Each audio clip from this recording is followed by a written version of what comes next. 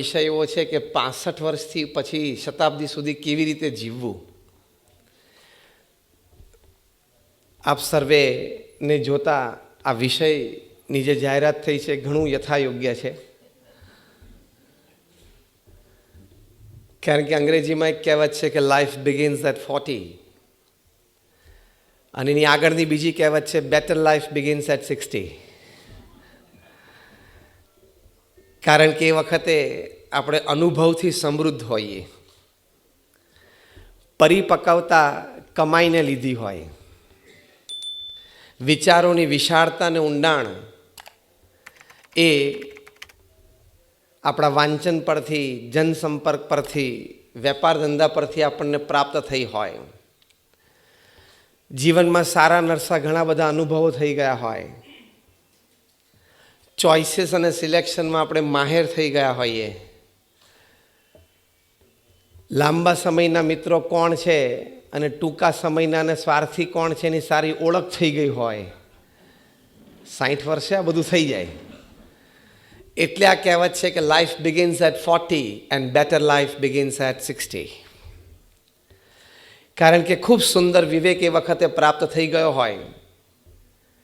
બંને રીતે, લૌકિક રીતે યોગ્ય અયોગ્યનો વિવેક પ્રાપ્ત થઈ ગયો હોય અને સેવા અને અધ્યાત્મના માર્ગે ચાલ્યા હોય તો આત્મા અને અનાત્માનો વિવેક પણ પ્રાપ્ત થઈ ગયો હોય.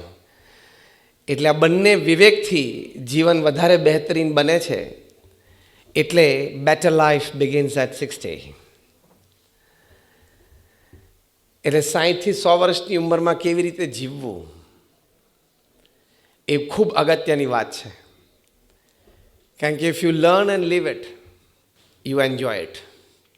If you don't learn and don't live it, you create a disaster of your life. Disaster શું કે વખતે મને કોઈ સાંભળતું નથી, મને કોઈ ધ્યાન આપતું નથી, મારી કોઈને કદર નથી, પરિવારમાં કોઈ મને સાચવતું નથી, હવે મને કોઈ માન આપતું નથી, પ્રસંગે મને યાદ કરતા નથી, હું કંઈક ચીજ માંગું તો 2-4 દિવસે આપે છે. દીકરાને તો ભાવના હોય છે પણ દીકરાની ખાલી જગ્યા, તમને બધાને સારી રીતે ખબર છે, એની ભાવના નથી. આવી બધી ઘણી ફરિયાદો હોય છે. C, basically you have only 2 choices. At 60 or 65, you have only 2 choices. First, leave complaining. પહેલી ચોઈસ શું છે? ફરિયાદ કરતાં કરતાં જીવવું, જે મેં ફરિયાદો બધી વર્ણવીએ. And second choice is accept the reality and live peacefully. Choice is yours.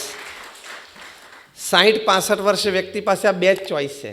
કાં તો ફરિયાદ કરતાં કરતાં જીવવું, કારણ કે આ ઉંમરે તમે ફરિયાદ કરી શકો એવી રોજિંદા ઘટના બનવાની કે મારે 1 વાગે ડૉક્ટરની એપોઇન્ટમેન્ટ હતી અને દીકરાની વહુએ કીધું હતું કે આપણે 12:30 નીકળશું, 20 મિનિટનો રસ્તો છે, આ 1માં 5 થઈને હજી એ કીટી પાર્ટીમાંથી આવી નથી. એટલે you have a choice to complain. અને તમે સાચા છો, ખોટા છો એવું નથી કહેતો, પણ આ એક માર્ગ છે. અને બીજો માર્ગ શું છે? એક્સેપ્ટ ધ રિયાલિટી, કે હવે મને 65 થયા, 70 થયા, મને 75 થયા. એટલે when I am in the waning years of my life. શું શબ્દ છે અંગ્રેજીમાં? Waning. When I am in the waning years of my life, હું સેન્ટર ઓફ એટ્રેક્શન તો ના જાઉં, કદાચ સેન્ટર ઓફ અટેન્શન પણ ઓછો બનું, એનો સ્વીકાર કરી લેવાનો. કારણ કે ઉગતા સૂર્ય પૂજાય, આથમતા સૂર્ય પૂજાતા નથી. આથમતા સૂર્યના ખાલી ફોટા પડે સનસેટના, એનું પૂજન ના થાય. એમ 65 પછી, દિનેશભાઈ વાત બરોબર છે,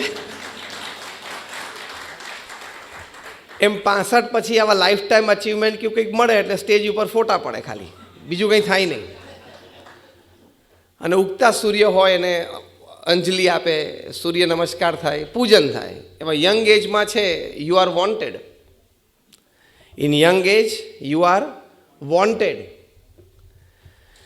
હું એમ નથી કહેતો કે ઓલ્ડ એજમાં you are not wanted, but you are less wanted. તમારી જરૂર નથી એવું નથી, તમારી જરૂર તો છે. કારણ કે દીકરાની વહુને 3 દિવસ એ લોકોના ફ્રેન્ડ સર્કલ સાથે ફરવા જવું હોય તો તમને બેબી સિટિંગનો જોબ તો આપવી પડે ને. એટલે in old age it's not like you are not wanted, you are less wanted but wanted. એટલે આથમતા સૂર્ય કોઈ દિવસ પૂજાય નહીં, એ સ્વીકારી લેવાનું. એટલે મારે પ્રથમ વાત જે આ વિષય છે કે 65 વર્ષથી 100 વર્ષની ઉંમરમાં કેવી રીતે જીવવું, એમાં પ્રથમ શબ્દ છે સ્વીકાર. એક્સેપ્ટ કે યુ આર 65. જે કહેવત છે ને અંગ્રેજીમાં કે age is just a number, એ મોટિવેશન માટે છે, કાર્યરત રહેવા માટે છે. 65 વર્ષે પણ એક સારી પ્રવૃત્તિમાં જોડાવા માટે છે. એટલે વાત ખોટી નથી, પણ સામે આ પણ એક વાસ્તવિકતા છે. સ્વીકાર કરી લેવાનો કે મારી ઉંમર 65 વર્ષની થઈ, હવે ફેમિલી બિઝનેસની દોર દીકરાના હાથમાં આવી ગઈ છે. કારણ કે હું ડે ટુ ડે ઓપરેશન્સમાં રોજ સવારે 9થી સાંજે 6 નથી જઈ શકતો.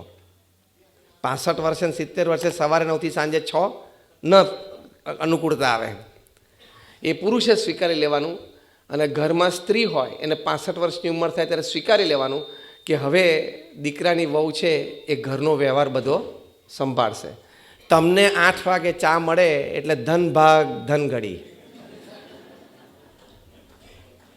પછી પરચેસ ક્યાંથી થાય છે, શાકભાજી ક્યાંથી આવે છે, કરિયાણું ક્યાંથી આવે છે, એમાં માથાકૂટ કરી તો ચા 8 વાગે નહીં મળે. હું બહુ પ્રેક્ટિકલ અને રિયાલિટી બોલું છું. અને જે હસીને તાલીઓ પાડે છે એ અનુભવમાંથી કંઈક થોડાક પસાર થયા હશે. એટલે સ્વીકાર કરી લેવાનો કે હા, મારી ઉંમર 60-65 વર્ષની છે, હવે હું વડીલ છું અથવા વૃદ્ધ છું. If you identify your role according to your age in your family, you can live with dignity. તમારા પરિવારમાં અને તમારા સમાજમાં તમારી ઉંમર પ્રમાણે તમે તમારો રોલ આઈડેન્ટિફાય કરી શકો તો તમે ગૌરવપૂર્ણ જીવન 65 પછી પણ જીવી શકો છો વિથ ફૂલ રિસ્પેક્ટ્સ. તમને તમારી મર્યાદા ખબર પડી જોઈએ કે હવે 65 વર્ષે મારી ફિઝિકલ મર્યાદાઓ થોડી ઓછી છે. સમજીએ 30, 35, 40 વર્ષની વ્યક્તિ છે એટલી તો એનર્જી ના જ હોય ને શરીરમાં. પછી નવી પેઢીની વિચારધારાઓ નવી છે. કારણ કે તમે અહીંયા જે અત્યારે બેઠા છો એ બધાએ ફેમિલી બિઝનેસ નાનો મોટો ડેવલપ કર્યો. તમારા સંતાનો લંડન અમેરિકા જઈને ભણીને આવ્યા. એટલે હવે લંડન સ્કૂલ ઓફ ઇકોનોમિક્સ LSEમાંથી ગ્રેજ્યુએટ થઈને આવ્યા હોય એટલે પહેલા જ દિવસે બિઝનેસ ઉપર આવીને કહેશે કે daddy this procedure is wrong. એટલે હવે જનરેશન ગેપ અને ક્લેશ અને ફ્રિક્શન ચાલુ. 2 મહિના થશે એટલે કહે છે પપ્પા આ માણસની જરૂર જ નથી, આ માણસ અને આ માણસ બરોબર છે, આ જે સર્કિટ છે ને એમાં આ માણસની જરૂર જ નથી. એટલે તમે કહેશો કે બેટા આ તો મારી સાથે ધંધો શરૂ થયો ને ત્યારથી 30 વર્ષથી છે, એટલે આ તો પ્રોફેશનલ ટ્રેનિંગ છે છોકરાઓની. કે ડેડી ઓકે 30 વર્ષથી છે, ફાઇન, આપણે એમને કંઈક સારી ગિફ્ટ આપીને હવે રવાના કરીએ, એમની જરૂર નથી આપણે. કારણ કે મને LSEમાં શીખવાડ્યું છે મિનિમમ ગવર્મેન્ટ મેક્સિમમ ગવર્નન્સ. એટલે એ ત્યાં ક્લેશ થશે. એ વખતે તમારે બ્લેન્ડિંગથી ચાલતા શીખવી જવું પડશે. બ્લેન્ડિંગથી ચાલતા શીખવું પડશે. નહીં શીખો તો એક દિવસ બોલશે કે ડેડી ડિસાઇડ. તમારે નક્કી કરવાનું છે કે મારે નક્કી કરવાનું છે. We have to be very clear. એ ન બતાવે એ પહેલાં તમે સ્વીકારી લો. એટલે ટૂંકમાં એડવાઇઝરી રોલમાં આવી જવું. Advisory role. અને એડવાઇઝરી રોલમાં પણ 5 પાંડવો હતા, એમાં સહદેવ હતા. પૂછે તો જ બોલવું, પૂછે તો બોલવું.